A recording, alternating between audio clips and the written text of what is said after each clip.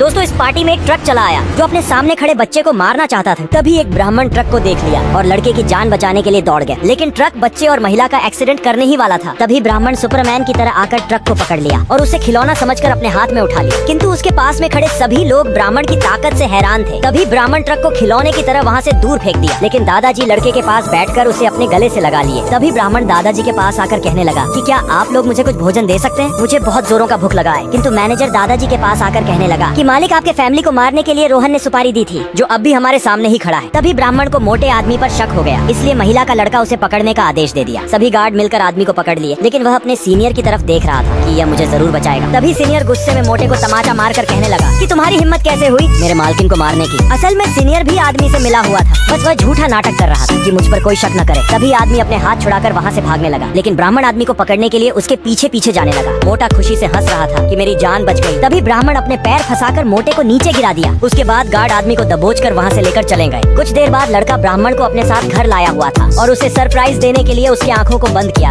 तभी ब्राह्मण को डाइनिंग टेबल के पास ले जाकर उसके आंख को खोल दिया। ब्राह्मण अपने सामने इतना भोजन देखकर बहुत खुश हो गया और कुर्सी पर बैठ गया, लेकिन उसके खाने से पहले ही सभी लोग अपने अपने तरफ से उसे गिफ्ट दे दिए और दादाजी कहने लगे अब से तुम हमारे परिवार के हिस्से हो। उसके बाद सभी लोग खाना खाकर अपने अपने कमरे में चले गए, लेकिन कुछ देर बाद ब्राह्मण सभी गिफ्ट लेकर लड़के के कमरे में आ गया। तभी लड़का ब्राह्मण की आहट सुनकर उठ गया। लड़के के उठते ही ब्राह्मण कहने लगा कि तुम इस गिफ्ट को ले लो, मुझे गिफ्ट नहीं चाहिए, मुझे तुम्हारी माँ का प्यार चाहिए। मेरे मम्मी पापा बचपन में गुजर गए थे, इसलिए मुझे अनाथ जैसा महसूस होता है। लड़का ब्राह्मण की दुख भरी बात सुनकर अपनी माँ के पास चला गया और कहने लगा कि माँ आप उस लड़के को भी गोद ले लो, वो मुझे बहुत अच्छा लगता है। महिला अपने बच्चे की बात मान गई। वीडियो पसंद आया हो तो चैनल को सब्सक्राइब करें।